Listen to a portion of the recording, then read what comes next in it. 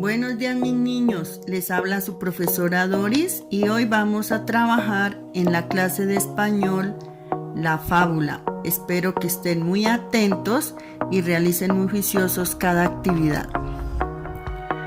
Bueno, comenzaremos con el significado de lo que es una fábula.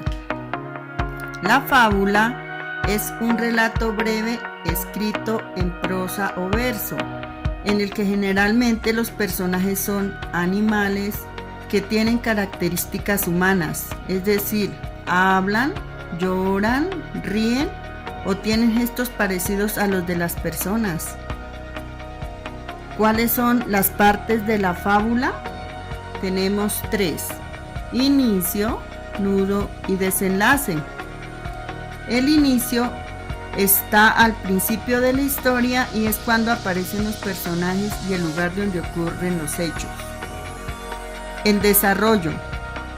Se presenta el problema del personaje principal y el final se muestra cómo se soluciona o termina la situación problemática de los personajes.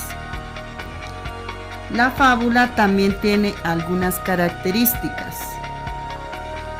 Emplea la personificación, que consiste en dar características humanas a seres o cosas no humanas. Tiene personajes, por lo general son animales o cosas o plantas con rasgos humanos. Hay un espacio, que es el lugar donde suceden los hechos. Puede ser el bosque, una casa, un parque o el colegio. Las escenas es la secuencia de los hechos y acciones de la fábula. Y toda fábula tiene una moraleja. ¿Qué es la moraleja? Es una enseñanza moral, es decir, un consejo para mejorar la conducta humana.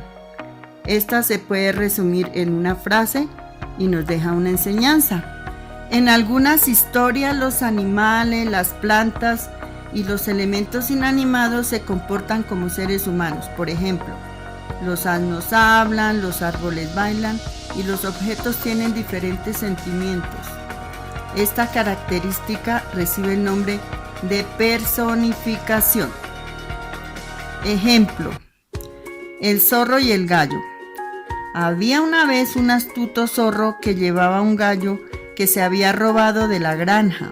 Pero una campesina se dio cuenta de lo que estaba sucediendo y comenzó a gritar: «Vecinos, vecinos, ayúdenme, que el zorro se lleva mi gallo». Al oír los gritos, el gallo le dice al zorro: «Dile que no mienta, que soy tuyo y que contigo me quedo». Entonces el zorro dio vuelta la cabeza, soltó al gallo y le dijo a la campesina: «Escuchas, mentirosa, hasta el mismo gallo dice que no es tuyo». Y mientras el zorro decía esto, el gallo, burlándolo, voló libre y fue a pararse en la copa de un árbol. La moraleja de esta fábula es: hasta el más astuto puede perder lo que ha conquistado si habla cuando no debe o se descuida. Entonces, los elementos reales de esta fábula es la campesina, el gallo y el zorro, o sea, los personajes.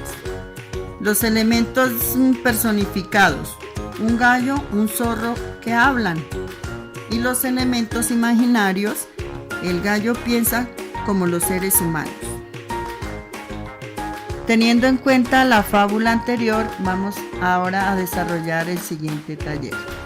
Primer punto: unir con una línea las características que tienen los personajes en la historia, o sea, el zorro y el gallo.